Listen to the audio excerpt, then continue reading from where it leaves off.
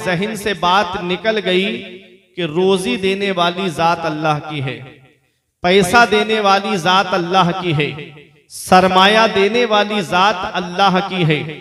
ये प्लाट, ये बिल्डिंग, ये दुनियावी ज़ेबो ज़ीनत देने वाली जात अल्लाह की है। रब कुरान में फरमाता है अल्लाह जिसे चाहता है उसे बेहिसाब रोजी अता फरमाता है। तो रोजी देने वाली जात अल्लाह की है, चाहे हाफिज हो या आलिम हो उसे भी रोजी अल्लाह देता है, चाहे डॉक्टर हो, इंजीनियर हो, प्रोफेसर हो, मास्टर हो, उसे भी रोजी मेरा रब देता है। मैंने 50,000 की तनख्वाह पाने वालों को महंगाई का रोना रोते हुए देखा है और 10-15 हजार की इमामत पे गुजर कर बसर करने वाले हाफिज को, आलिम को अल्लाह का शुक्र अदा करते हुए देखा है। किसी आलिम, किसी हाफिज को आपने रोड पे धरना देते हुए नहीं देखा होगा। कभी आपने किसी आलिम या हाफिज को नहीं देखा होगा कि उन्होंने रोड जाम किया हो और ये कहा हो कि हमारी तनख्वाहें बढ़ाई जाएं। कभी कोई आलिम या हाफिज रोड पर नहीं आता है और मैंने बड़ी बड़ी जॉब करने वालों को रोड पे धरने देते हुए देखा। वजह उनका अल्लाह की जात पर मुकम्मल ईमान नहीं है। ये वो हैं, रब कुरान में फरमाता है मन यत्तकिल्लाह यजअल लहू मखरजन व यरज़ुक़हु मिन हैसु ला यहतसिब व मन यतवक्कल अलल्लाहि फहुवा हस्बु। रब फरमाता है जो अल्लाह से डरता है अल्लाह उनके लिए निजात का रास्ता निकाल देता है और ऐसी जगह से रोजी अता फरमाता है जहां से बंदे का वहमो गुमान भी नहीं होता। वमन यतवक्कल अलल्लाहि फहुवा हस्बु, जो अल्लाह पे भरोसा करता है अल्लाह उनके लिए काफी है। बेशक बेशक। तो हमारा भरोसा अल्लाह की जात पर है, हमारा ईमान अल्लाह की जात पर है, हमारा तवक्कुल अल्लाह की जात पर है, हमारा यकीन अल्लाह की जात पर है। वो राज़िक़ है, गिज़ा कीड़ों को देता है, वो पत्थर में भटकता फिरता है इंसान के रोजी के चक्कर में। उड़ाने भर हवाओं में या लगा गोते समंदर में, मिलेगा बस वही जितना के लिखा है मुक़द्दर। बेशक। नारे तकबीर, नारे रिसालत, मसलके आला हजरत, फैजाने आला हजरत, जश्ने दस्तारबंदी। माशाअल्लाह माशाअल्लाह। आज हमको चाहिए कि हम अपने बच्चों को कुरान पढ़ाएं, हमको चाहिए कि हम अपने बच्चों को पहले दीनी तालीम सिखाएं। जब दीनी तालीम वो हासिल कर ले फिर उसके बाद चाहे डॉक्टर बनाओ, चाहे इंजीनियर बनाओ। इस्लाम दूसरी तालीम हासिल करने से मना नहीं करता है।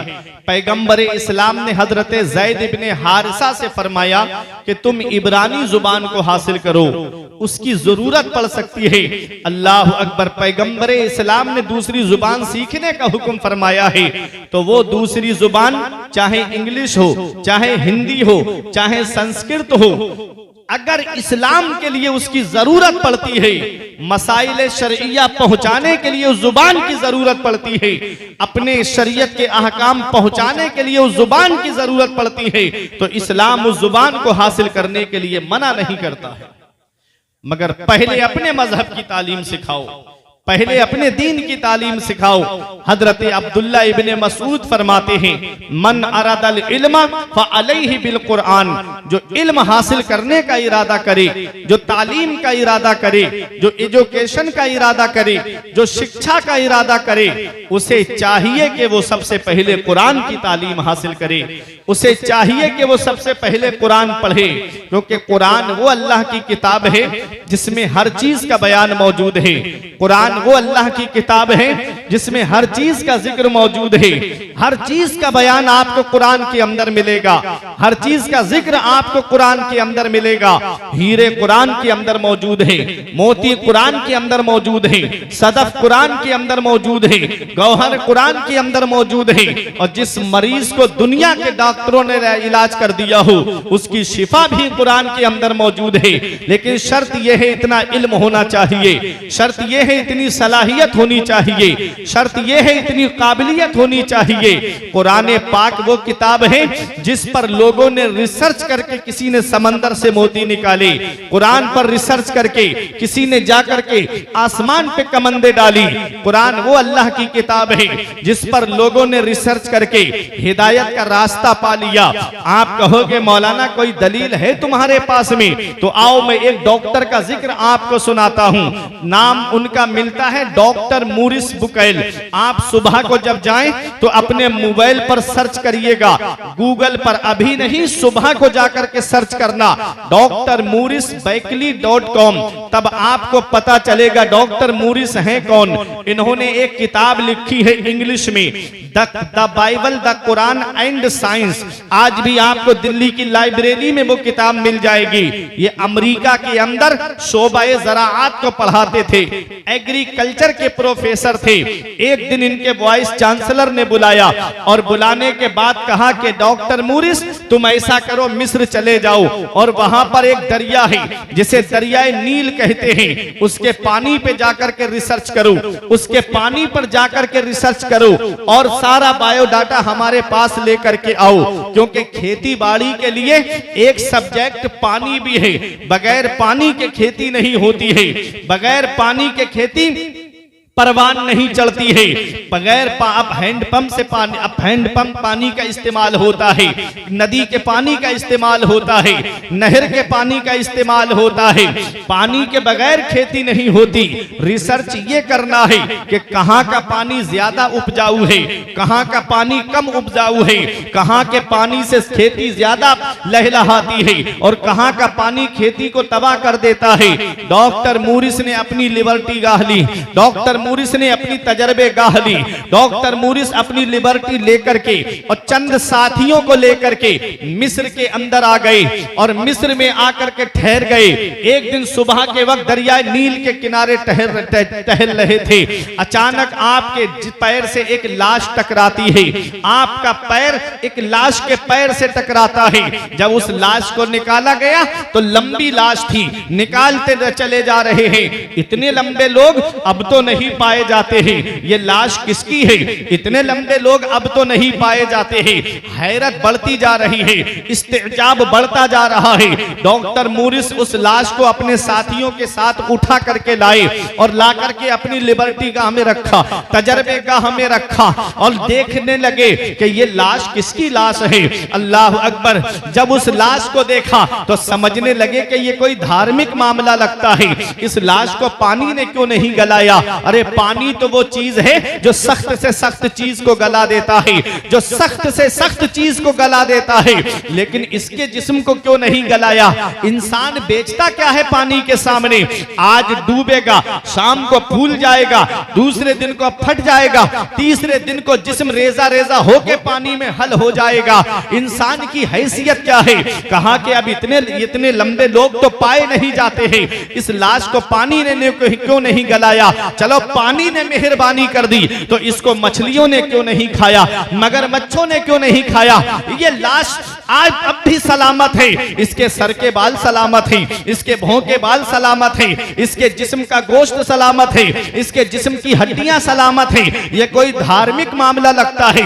डॉक्टर मूरिस ने सोचा कि पता कैसे चलेगा ये लाश किसकी है। पूरी बाइबल पढ़ डाली लेकिन नतीजा नहीं मिला, पूरी इंजील पढ़ डाली लेकिन नतीजा नहीं मिला, पूरी तौरात पढ़ डाली लेकिन नतीजा नहीं मिला।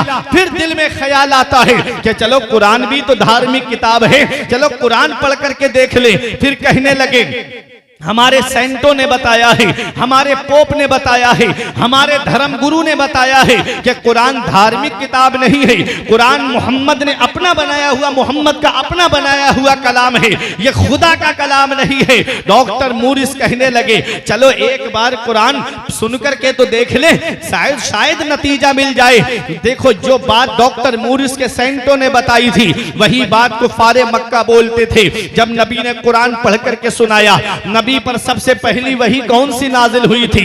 नबी पे सबसे पहली वही जो नाजिल हुई गारे हिरा के अंदर, तो ना तो नमाज का हुक्म सबसे पहले आया, ना रोजे का हुक्म सबसे पहले आया, ना हज का हुक्म सबसे पहले आया, ना ज़कात का हुक्म सबसे पहले आया। नबी पे सबसे पहली वही नाजिल होती है। तो इकरा, पढ़िए पढ़िए पढ़िए, पढ़ने के ताल्लुक से सबसे पहली वही नाजिल होती है।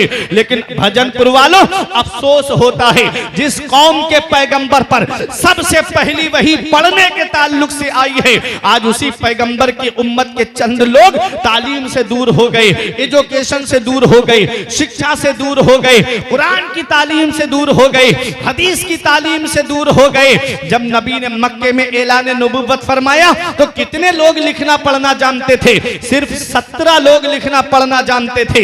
नबी ने 40 साल की उम्र में ऐलान नबुव्वत फरमाया, 53 साल की उम्र में नबी ने मक्का छोड़ा, मदीने आ गए, 10 साल मदीने शरीफ में रहे हैं। टोटल ये 23 साल की जिंदगी है। पूरी जिंदगी नबी की बज़ाहिर 63 साल है, लेकिन तबलीग इस्लाम की जो जिंदगी मैं आपको बता रहा हूं, वो जब नबी पर पहली वही नाजिल हुई है, पहले तो मेरे आका ने मक्के की सरजमीन पर अपने अखलाक के जरिए तबलीग की है, अपने किरदार के जरिए तबलीग की है। 40 साल तक नबी ने उन लोगों के सामने अपना अखलाक पेश किया है, अपना किरदार पेश किया है, अपना कैरेक्टर पेश किया है। नबी का किरदार देख करके कुफारे मक्का आपको सादिकुल वादुल अमीन कहते थे। नबी की सीरत को देख करके कुफारे मक्का आपको सबसे बड़ा सच्चा कहते थे। आपकी हिस्ट्री को देख करके, आपके अखलाक हसना को देख करके कुफारे मक्का अपनी अमानतें नबी के पास रखा करते थे। कहते थे अगर मक्के में कोई सबसे सच्चा है तो वो मोहम्मद रसूलुल्लाह है, अगर मक्के में सबसे बड़े कोई अमीन है तो वो मोहम्मद इब्ने अब्दुल्लाह है। वही कुफारे मक्का के सामने जब नबी ने ऐलान नबुव्वत फरमाया तो कोई मेरे नबी को गाली दे रहा है, कोई मेरे नबी को मजनू कह रहा है, कोई मेरे नबी को माज़अल्लाह पागल कह रहा है। और नबी के सगे चचा अबू लहब ने कहा था, मोहम्मद तुमने इसलिए हमको बुलाया है ताकि हम तुमको नबी माने, खुदा तुम्हारे हाथों को तबाह कर दे। नबी ने आसमान की तरफ देखा, रब ने फरमाया मेरे महबूब आप तो मेरे रसूल हो, आप मेरे महबूब हो, ये अबू लहब आपके हाथों के बारे में कह रहा है तो हम कुरान में फरमा रहे हैं तब्बत यदा अबी लहब व तब, तबाह हो जाए अबू लहब के दोनों हाथ। और वो तबाह हो ही गया। अबू लहब ने नबी करीम की शान में गुस्ताखी की तो रब तबारक व तआला ने पूरी सूरत अबू लहब के ताल्लुक से महबूब पर नाजिल फरमाई कि अबू लहब के दोनों हाथ तबाह हो जाएं, और वो तबाह हो ही गया। देखो ये मेरे आका है, इन्होंने 40 साल की उम्र शरीफ में ऐलान नबुव्वत फरमाया है, 53 साल की उम्र में मक्का छोड़ा है, मदीना आए हैं, 10 साल मदीने शरीफ की सरजमीन पर बज़ाहिर रहे मदीने वाले मुस्तफा। ये 23 साल की मुद्दत में पैगंबर इस्लाम ने तालीम को ऐसा फरोग दिया है कि जब आका हज्जतुल वदा के मौके पर आखिरी खुतबा देते हैं तो 1.25 लाख सहाबाए किराम के पास में तालीम थी और उनके हाथ में कलम था। नारे तकबीर, नारे रिसालत, मसलके आला हजरत, फैजाने आला हजरत, इमाम अहमद रजा कॉन्फ्रेंस, जश्ने दस्तार बंदी, मौलाना फुरकान रजा साहिब किबला मंजरी, माशाअल्लाह। तो तालीम कितनी जरूरी है। सुभान अल्लाह। सबसे पहली वही नबी पर नाजिल हुई तो पढ़ने के ताल्लुक से हुक्म आया, पढ़िए बेशक पढ़िए। मतलब मेरे महबूब जब तुम्हारी उम्मत के पास में तालीम होगी तो वो नमाज के करीब होंगे जी, जब तुम्हारी उम्मत के पास में तालीम होगी तो वो रोजे के करीब होंगे, बेशक जब तुम्हारी उम्मत के पास में तालीम होगी तो वो ज़कात को उसके वक्त पर अदा करेंगे, जब तुम्हारी उम्मत के पास में तालीम होगी तो वो हज के उसके अरकान के साथ में अदा करेंगे। आज हम तालीम से दूर हो गए, आज हम एजुकेशन से दूर हो गए। नबी ने कुरान पढ़ करके मक्के वालों को सुनाया तो कुफारे मक्का कहते थे कि ये कलाम मोहम्मद का अपना बनाया हुआ कलाम है, ये खुदा का कलाम नहीं है। जब कुफारे मक्का ने ये कहा कि ये मोहम्मद का अपना बनाया हुआ कलाम है तो सबसे पहला चैलेंज 15वें पारे में किया गया, कुल इन इज्तमाअतिल जिन्न वल इंस अला अन यअतू बिमिस्ली हाज़ल कुरआन ला यअतूना बिमिस्ली वलौ काना बादु बादुहुम लिबादिन ज़हीरा। रब फरमाता है महबूब इनसे कह दो कि तमाम इंसान और तमाम जिन्न जमा हो जाएं इस बात पर कि वो इस कुरान की मिसल ले आएं। ला यातूना बिमिसली, इस कुरान की मिसल हरगिज नहीं ला पाएंगे। वलो काना बादुहुम लिबादिन ज़हीरा, अगरचे उनमें का बाज की मदद क्यों ना करे, अगरचे उनमें का बाज का ताउन क्यों ना करे, इस कुरान की मिसल नहीं ला पाएंगे। पूरे सारे कुफारे मक्का खामोश हो गए, उनका नातिका बंद हो गया। तो चैलेंज और हल्का कर दिया गया। 11वें पारे में दूसरा चैलेंज है। रब फरमाता है महबूब इनसे कह दो कि पूरे कुरान में 114 सूरतें हैं, इनसे कह दो कि 10 सूरतों की मिसल बना करके ले आए। बेअशरे सुवरिम मुफ्तरायात, 10 सूरतों की मिसल बना करके ले आए। कुफारे मक्का को जब नबी ने ये आयत करीमा पढ़ करके सुनाई, इसका भी जवाब वो ना ला सके, तो चैलेंज और हल्का कर दिया गया। ना तो वो पूरे कुरान की मिसल ला पाए, ना 10 सूरतों की मिसल ला पाए, तो चैलेंज और हल्का कर दिया गया। रब ने फरमाया महबूब ये 10 सूरतें क्या ला, सूरतों की मिसल क्या ला पाएंगे, चैलेंज और हल्का कर दिया गया। व इन कुंतुम फी रैबिम मिम्मा नज़्ज़लना अला अब्दिना फातू बिसूरतिन मिन मिस्ली वदउ शुहदाअकुम मिन दूनिल्लाह। रब फरमाता है तुम इस बात से शक में हो जो हमने अपने बंदे पर नाजिल फरमाया है, तो रब फरमाता है तुम बुला लो अपने हिमरातियों को, सबको बुला लो और इस कुरान की मिसल, एक सूरत की मिसल बना करके ले आओ, एक सूरत की मिसल। रब फरमाता है एक सूरत की मिसल बना करके ले आओ।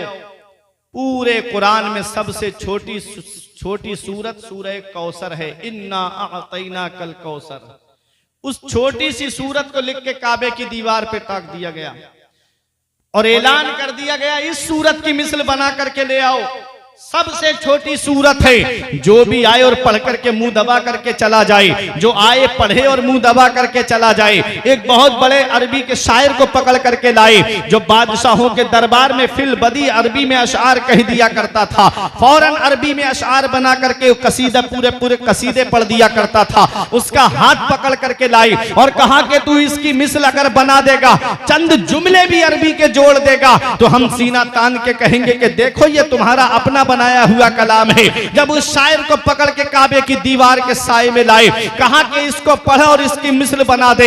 उसने पढ़ा इन्ना अअतैना कल कौसर, तो बेसाख्ता पुकारता है हाज़ल कलामो लैसा बेबशर, ये कलाम किसी इंसान का नहीं है, ये तो परवरदिगार आलम का कलाम है। तेरे आगे यूं है तबे लचे फुसहा अरब के बड़े बड़े, तेरे आगे यूं है तबे लचे फुसहा अरब के बड़े बड़े, कोई जाने के मुंह में जुबान नहीं बल्कि जिस्मों में जान है। नारे तकबीर, नारे रिसालत, मसलके आला हजरत, फैजाने आला हजरत, जश्ने दस्तारबंदी, इमाम अहमद रजा कॉन्फ्रेंस। माशाअल्लाह माशाअल्लाह। ये कुरान है, इसकी मिसल ना कोई कल ला पाया था, ना आज ला पाया है, ना सुबह कयामत तक कोई ला पाएगा। बेशक बेशक। और कुरान का कोई एक ज़ेरो ज़बर भी नहीं बदल सकता, कुरान का कोई एक नुक्ता भी नहीं बदल सकता।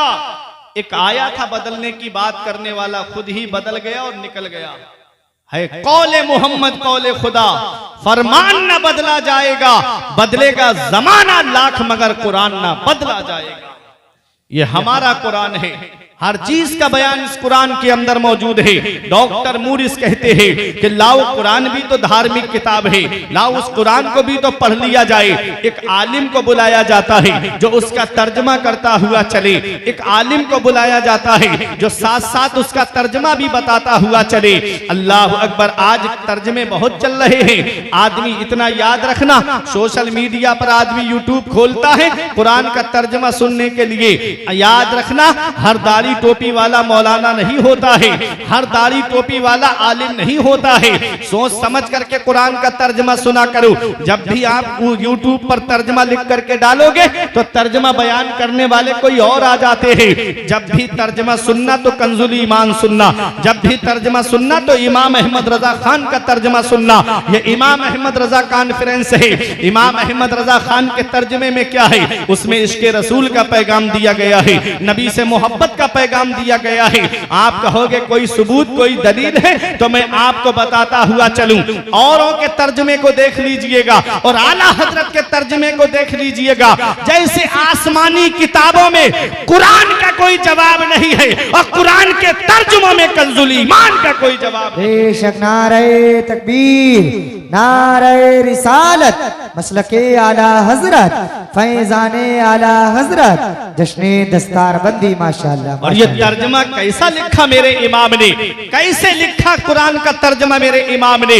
अल्लामा सदरुश शरिया, बहार शरीयत के मुसन्निफ, जिन्होंने बहार शरीयत को लिखा है, वो आला हजरत के पास आते हैं, कहते हैं हुजूर तराज में कुरान की कमी नहीं है, कुरान के तर्जमों की कमी नहीं है, कुरान के तर्जमे कई लोगों ने किए हैं, लेकिन हुजूर हम चाहते हैं कि एक तर्जमा आप भी कर दीजिए कुरान पाक का। तो आला हजरत कहते हैं फकीर के पास इतना मुकम्मल वक्त नहीं है कि मैं कुरान का तर्जमा करने के लिए वक्त लाऊं, कहां से वक्त लाऊं, मेरे पास इतना वक्त नहीं है। सिर्फ एक वक्त है कि जब मैं दोपहर का खाना खाता हूं तो थोड़ी सी देर कैलूला के लिए लेटता हूं, सुन्नत अदा करने के लिए कैलूला के लिए जब लेटता हूं, वही वक्त फकीर के पास में है।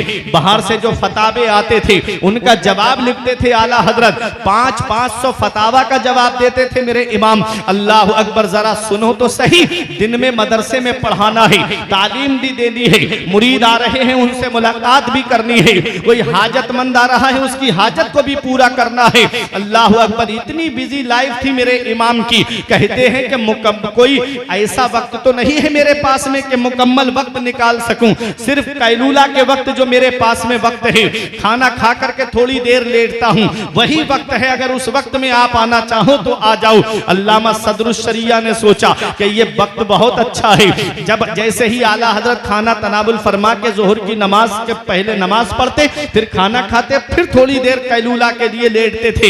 एक दिन पहुंच गए कागज और कलम लेकर के अल्लामा सदरुश शरिया, और ये मुबारक काम भी शुरू हो जाता है।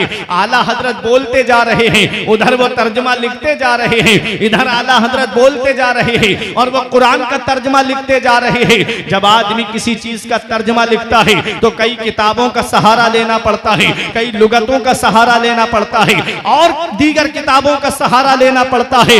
मगर वह मेरे इमाम, तेरे इल्म पर कुर्बान जाऊं, तेरी शान पर कुर्बान जाऊं, तेरे मर्तबे पर कुर्बान जाऊं, तेरी बुलंदी पर कुर्बान जाऊं। मेरा इमाम बोलता जा रहा है, अल्लामा सदरुश शरिया लिखते जा रहे हैं, और जब ये कुरान का तर्जमा मुकम्मल हो जाता है, इसका नाम कंजुल ईमान रखा जाता है। जब यह तर्जमा लोगों के सामने आता है, जब यह तर्जमा आलिमों के सामने आता है, जब यह तर्जमा मुफ्तियों के सामने आता है, तब मुफ्ती हैरत में पड़ जाते हैं कि जो साहिब तफसीर बैजावी ने लिखा वही तर्जमे में आला हजरत ने कहा, जो साहिब तफसीर ने, जो साहिबे तफसीर ने, साहिबे मदारिकुत तंजील ने कहा, वही तर्जमे में इमाम अहमद रजा खान ने कहा है। ये आला हजरत का तर्जमा है जो मुहावरे से भी मिल रहा है और जुबानो लुगत से भी मिल रहा है। ये इमाम अहमद रजा खान का तर्जमा है। अब आप कहोगे इनके तर्जमे में क्या खासियत है, तो सुनो, आओ मैं उनके तर्जमे आपको बता दूं। एक आयत करीमा है, रब कुरान में फरमाता है कि ऐ महबूब, हमने आपको फतेह मक्का दे दी ताकि अल्लाह आपके सदके में आपकी उम्मत के अगले पिछले गुनाह माफ कर दे। सूरह फतह की पहली आयत है, इसका तर्जमा मौलवी अशरफ अली थानवी ने किया। ऐ नबी, अल्लाह ने आपको फतेह मक्का दे दी ताकि अल्लाह आपके अगले पिछले गुनाह माफ कर दे। माज अल्लाह, बताओ नबी से कोई गुनाह हो सकता है? नबी मासूम होते हैं, नबी से कोई गुनाह नहीं हो सकता। और अशरफ अली थानवी ने तर्जमे में लिखा, ऐ नबी, अल्लाह ने आपको फतेह मक्का दे दी ताकि अल्लाह आपके अगले पिछले गुनाह माफ कर दे। मौलवी खलील अहमद अम्बेड भी लिखते हैं, कहते हैं ऐ नबी, अल्लाह ने आपको फतेह मक्का दे दी ताकि अल्लाह आपकी अगली पिछली खताएं माफ कर दे। माज अल्लाह, कोई नबी को खताकार लिख रहा है, कोई नबी को गुनाहगार लिख रहा है। ये आला हजरत का तर्जमा है, इमाम इश्क मोहब्बत का तर्जमा है, वो गद्दार मुस्तफा का तर्जमा है, ये वफादार मुस्तफा का तर्जमा है, ये आशिक रसूल का तर्जमा है। आला हजरत तर्जमा करते हैं, ऐ गैब की खबरें देने वाले नबी, अल्लाह ने आपको फतेह मक्का दे दी ताकि अल्लाह आपके सदके में आपकी उम्मत के अगले पिछले गुनाह माफ फरमा।